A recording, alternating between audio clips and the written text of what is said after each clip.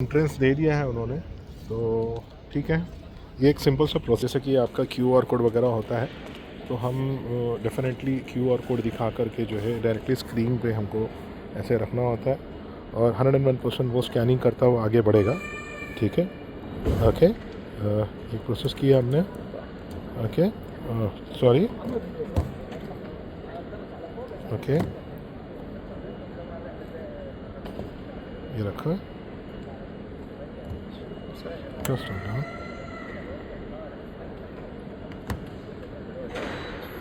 क्या शुक्रिया, दूसरा भी लो, हम लेंगे और एक एक। बेहतर ये होता है कि हम लोग एक प्रिंट आउट ले लेगा। एक हार्ड कॉपी अगर हमारे पास होगी ना, कभी कभी क्या होता है स्क्रीन का रेजोल्यूशन जो है स्कैनिंग नहीं कर पाता है मोबाइल का स्क्रीन के वजह से, तो कुछ इश्यूज आ सकते हैं। तो बेहतर ये होगा कि एक हार्ड कॉपी अगर हमारे साथ में अगर रहेगी तो वेल एंड गुड, बहुत प्रॉपर तरीके से आगे हो जाता है। ये एक बेसिक चीज़ है जो मैं आपको बताऊँगा। फिर हम चलते हैं ऊपर की तरफ। हाँ, ठीक है।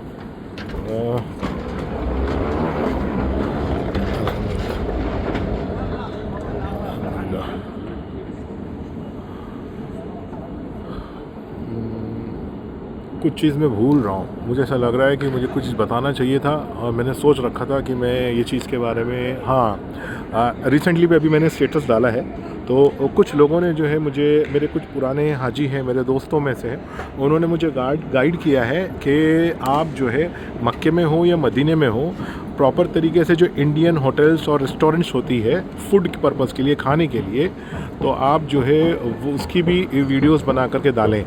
तो इंशाल्लाह मैं नेक्स्ट टाइम, मेरा शायद हो सकता है मैं अगले महीने आ जाऊं, या फिर देखते हैं मेरा कब आना होगा। जैसे खुदा इंतज़ाम करेगा हमारा, तो बेशक अब तक इंतज़ाम करता आया है तो आगे भी चलता रहेगा मामला, तो हम ज़रूर जो है बनाएंगे। और ख़ास तौर पे ये टॉपिक के बारे में जो है लेना ज़रूरी है। इंडियन फूड जो है हमेशा से एक टॉपिक रहा है। जब भी ट्रैवलर्स रहते हैं, स्पेशली बॉम्बे से ट्रैवल करते हैं लोग, क्योंकि बॉम्बे एक ऐसी सिटी है जहाँ पर हर किस्म की चीज़ जो है आपको मिल जाती है, और खाने को लेकर के हो या पहनने को लेकर के हो, तो ये सारी चीज़ें जो है जब हम दूसरी सिटीज़ जाते हैं तो हमको ये चीज़ देखनी होती है कि भाई हमारा एक टेस्ट है जो हमको दूसरी कंट्रीज़ में मिलता है या नहीं मिलता है। तो इंशाअल्लाह मेरी एक कोशिश ये रहेगी, मेरी ये कोशिश, सॉरी, शुक्रिया, हमारी एक कोशिश रहेगी कि इंडियन फूड्स को लेकर के जो है एक होटल्स की हम प्रॉपर तरीके से, जो होटल्स में हम रुकते हैं वहाँ से रेस्टोरेंट्स कितनी नज़दीक हो वो हम बनाएं। ठीक है, तो फ़िलहाल अभी हम थोड़ा सा यहाँ पर पे एक वेटिंग लॉन्ज में रुकते हैं, देखते हैं। टाइम तो हमारा 9 o'clock का है, तो जैसे हमको टाइम मिलेगा वैसे हम लोग और आगे बढ़ेंगे इंशाल्लाह। ठीक है, तो बीच में अभी मैं स्टॉप करता हूँ। एक कमेंट एक आया था कि होटल्स के अलावा, फूड के अलावा एक और चीज़ उन्होंने मुझे बताया था कि शॉपिंग को लेकर के जो है आप उसके रिलेटेड भी थोड़ी सी वीडियोस बना लें। तो इंशाल्लाह कोशिश ये रहेगी कि खजूर जो लेना चाहते हैं, जो लोग यहाँ से डेट्स लेना चाहते हैं मदीने से, मैं हमेशा से गाइड ये करता रहा कि क्या कैसा स्टार्ट नहीं हुआ, अभी स्टार्ट नहीं हुआ है। ठीक है, हमेशा से मैं ये कोशिश ये करता रहा कि शॉपिंग अगर करना है तो मैं हमेशा से गाइड करता रहा कि भाई मदीने में आप लोग शॉपिंग कीजिएगा करके। ये में जो है स्पेशली रेट्स भी अच्छे होते हैं और वैरायटी होती है। और मक्के में सबसे बड़ा प्रॉब्लम ये होता है,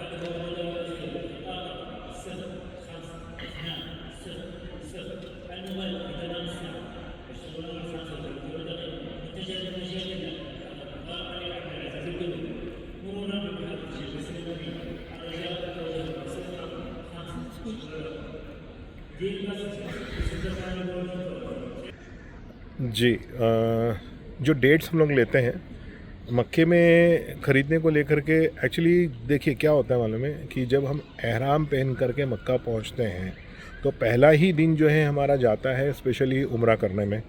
एक तो ट्रैवलिंग रहती है हमारी, 12-13 घंटे की ट्रैवलिंग हो जाती है। 3 घंटा पहले आप एयरपोर्ट पर पहुंचते हो और 2 से 3 घंटा फिर आपका जो है लॉन्ज वगैरह में बैठने में और सारे हाजी जमा करने में पहुंचने में निकल जाता है।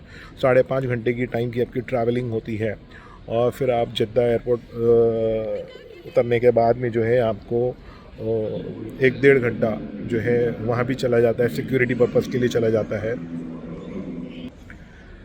और फिर बोर्डिंग पास मिलने के बाद भी जो है फिर सिक्योरिटी चेक हुआ आपका और इमिग्रेशन हुआ आपका, और फिर एहराम वगैरह जो लोग नहीं पहने होते हैं वो लोग मस्जिदों में जा कर के जो है वज़ू वगैरह कर लेते हैं, वॉशरूम वगैरह यूज़ कर लेते हैं और फिर एहराम पहन लेते हैं।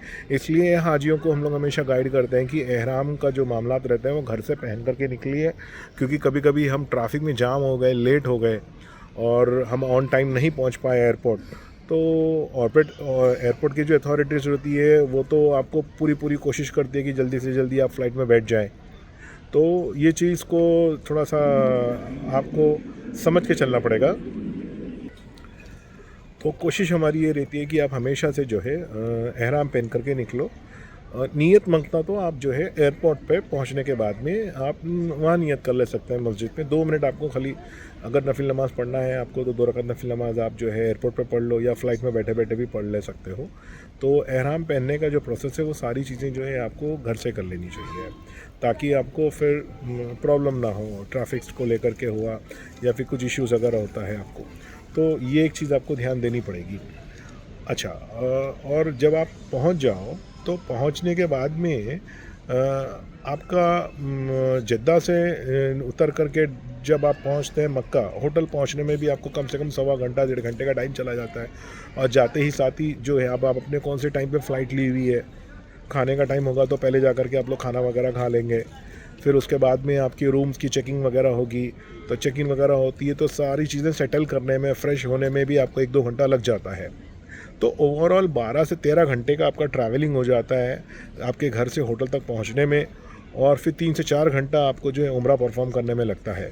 तो कुल मिला करके आपको जो है 12 घंटा, वो 4 घंटा, ये 16 घंटा आपका हो ही जाता है। तो इसमें नींद आपकी ख़राब हो जाती है, खाने का जो टाइम टेबल नहीं रहता है, ट्रैवलिंग की वजह से फ्रस्ट्रेटेड हो जाता है इंसान, तो थोड़ा सा चिल्ला जाता है, गुस्से में रहता है। तो ज़्यादातर लोगों के जो है हाजियों के आपस में झगड़े होते हैं, इसमें होटल वालों से फ्रस्ट्रेटेड होते हैं, टूर वालों से फ्रस्ट्रेटेड होते हैं, ये सारी चीज़ें हम लोग फेस करते हैं। तो ये एक नॉर्मल प्रोसेस है, हमारा काम ही है हाजी को कूल डाउन करना है, उनके वक्त पे उनकी सारी चीज़ें, चाहे उनका खाना हो, चाहे उनका ट्रैवलिंग हुआ, चाहे वो फ़्लाइट का ऑन टाइम हुआ, कभी कभी ऐसी फ़्लाइट डिले हो जाती है, उसमें थोड़ा सा कोऑर्डिनेट करना पड़ता है हम लोगों को भी, ठीक है, क्योंकि फ़्लाइट के डिले को लेकर के तो या टाइम पे लेकर के तो हम कुछ अपनी तरफ से कर नहीं सकते। ये तो अल्लाह की मर्ज़ी है कि भाई जब वो बुलाएगा, जब आपका वक्त आएगा, दिन आ जाए, महीना आ जाए, साल आ जाए, लेकिन वो वक्त भी आना चाहिए जिस वक्त में आपकी आंखें काबा शरीफ पे पहले पढ़े। तो वो वक्त का प्रोसेस में जो टाइम लगता है, आदमी उसमें जो गुस्सा होता है, तो वो ये समझे अपने आप को कि ये अल्लाह की मर्ज़ी है, जब उसका वक्त आएगा प्रॉपर तो अल्लाह ताला उसको दीदार करा देंगे। तो ये छोटी छोटी चीज़ें हैं जिससे मसले प्रॉपर तरीके से सॉर्ट आउट किए जा सकते हैं, ठीक है। तो आपका 17 घंटा 18 घंटे का टाइम ड्यूरेशन ट्रैवल हो गया।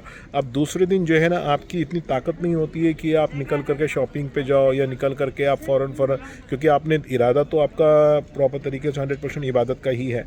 तो आप क्या करते हैं कि दूसरे दिन तो आपको थोड़ा सा आराम करना होता है, और फिर नॉर्मली आप 5 वक्त की जैसे नमाज़ें हरम में जाके पढ़ते रहें, आप पढ़ते रहो। जब आप पढ़ते रहेंगे तो जाहिर सी बात है, अब आप एहराम से फ़ारिग हो गए, उम्रा से फ़ारिग हो गए, एहराम आपने उतार दिया है, तो अब आपका इरादा होता है कि हतीम में नमाज़ पढ़ लें।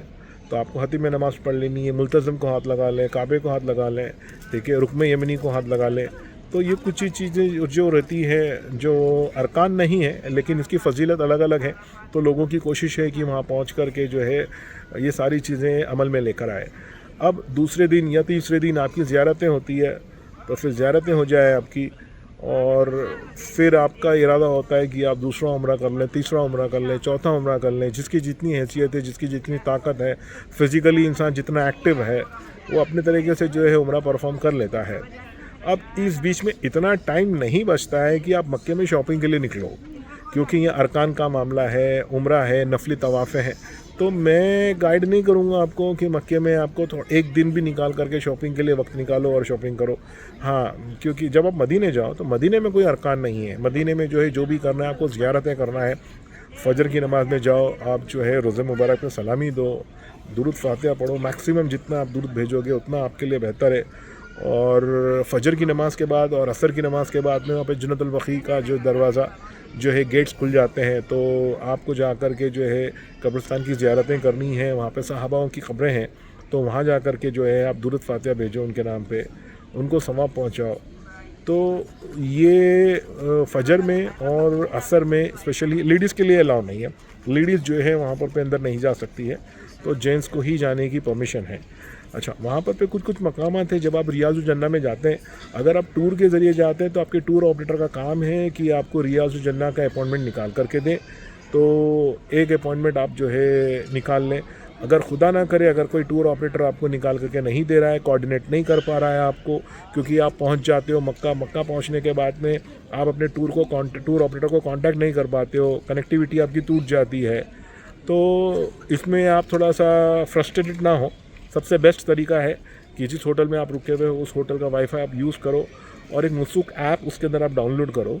डाउनलोड करके जो टाइम टेबल आपका है मदीने रुकने का, चाहे आप 4 दिन रुक रहे हैं, 6 दिन रुक रहे हैं, 8 दिन रुक रहे हैं, ये टाइम में आप जो है एप्लीकेशन डाउनलोड करके आपके कन्वीनियंट के हिसाब से आप वहाँ पर पे एप्लीकेशन डाउनलोड करो और अपॉइंटमेंट ले लो।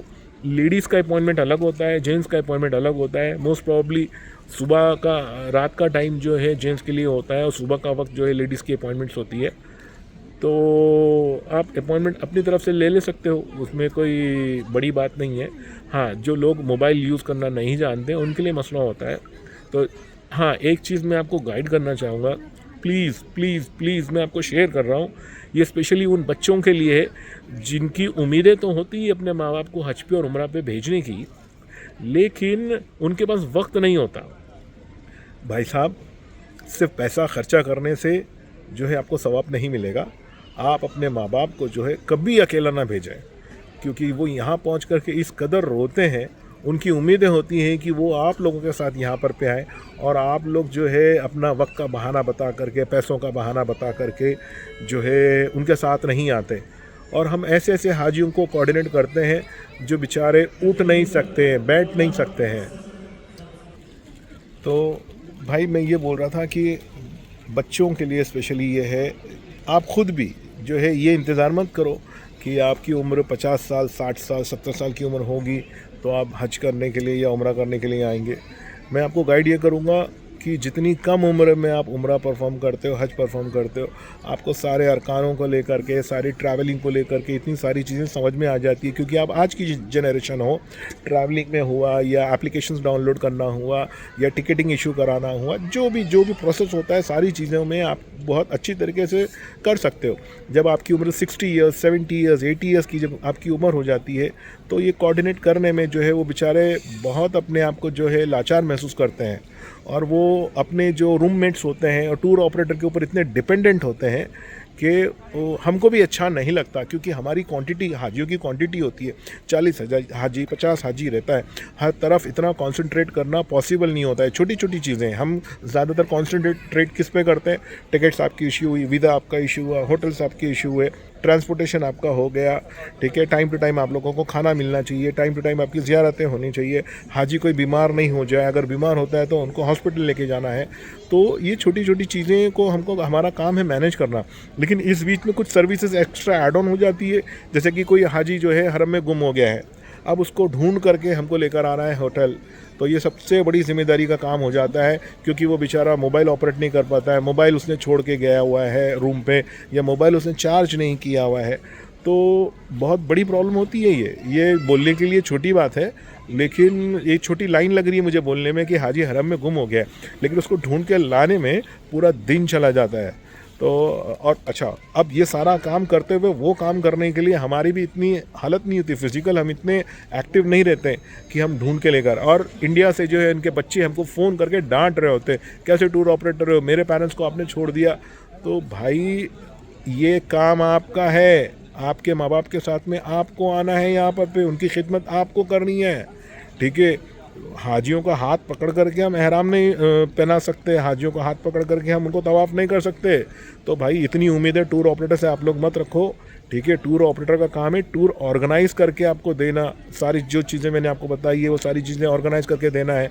या तो हाजियों की फैमिली इस तरीके से एक्सपेक्टेशन रहता है उनका कि भाई ये तो हाथ पकड़ करके मेरे पेरेंट्स को कराएंगे। अगर मैं करा भी लिया ना मेरा भाई, तो मैं ये चाहूँगा और आपके पेरेंट्स भी ये चाहेंगे कि आपके साथ वो चीज़ें करें, आपका हाथ पकड़ करके वो तवाफ़ करें, आपका हाथ पकड़ कर वो उम्रा करें, आपके साथ में वो हरम शरीफ का दीदार करें, काबे का दीदार करें। तो आप लोगों की मौजूदगी होनी चाहिए।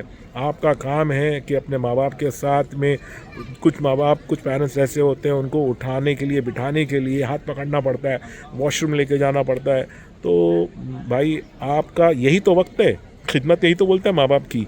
क्या आपने 2 पैसा खर्चा कर दिया, 3 वक्त का खाना खिला रहे, रहने के लिए छत अरेंज करके दे दिया, दैट इज़ नॉट अ खिदमत। खिदमत जब उनको ख़ास ज़रूरत है आपकी ऐसे मकामात पे, तो आपका काम है कि ये वक्त में आप उनका हाथ पकड़ करके चलो, ठीक है। तो बहुत सारे लोग जो है इन चीज़ों को समझते नहीं हैं। उनको लगता है कि भाई मैंने 1.5 लाख रुपए का पैकेज मक्का टावर में मेरे माँ बाप को दे दिया है तो बहुत अच्छे से हो जाएगा। नहीं होगा, नहीं होगा। मक्का टावर भी अगर आपने दे दिया या स्विस होटल भी आपने उनको अरेंज कर दिया, उनकी उम्र अगर 70 साल 80 साल की अगर उम्र है तो आपका रहना चाहिए उनके साथ में। और आप देखोगे जब आप अपने माँ बाप के साथ में हरम में जाओगे तो तवाफ़ करोगे, उनके साथ उम्रा करोगे, तो आपको जो खुशी महसूस होगी ना, ठीक है, आपको ये एहसास होगा इस बात का कि आपने कुछ हासिल किया, अल्लाह ताला ने आपको किस चीज़ से नवाजा है और आपने उसका कैसे यूज़ किया है, ये भी चीज़ें जो है आपको समझ में आएगी। तो मैं हमेशा से आप लोगों को गाइड करता रहा कि हाजी अपने पेरेंट्स के साथ में, अपने बच्चों के साथ में ज़रूर आएँ। जो बुज़ुर्गों को स्पेशली आप जो है अकेले ना छोड़ें, ठीक है। ये बेचारे बहुत लाचार हो जाते हैं यहाँ पर पे। तो इंशाअल्लाह मेरी कोशिश ये रहेगी। फ़िलहाल मैं वीडियो थोड़ा सा यहाँ पे पॉज़ करूँगा, ठीक है। और जैसे हम आगे बढ़ते रहेंगे वैसे वैसे कंटिन्यू करते रहेंगे इंशाअल्लाह, ठीक है।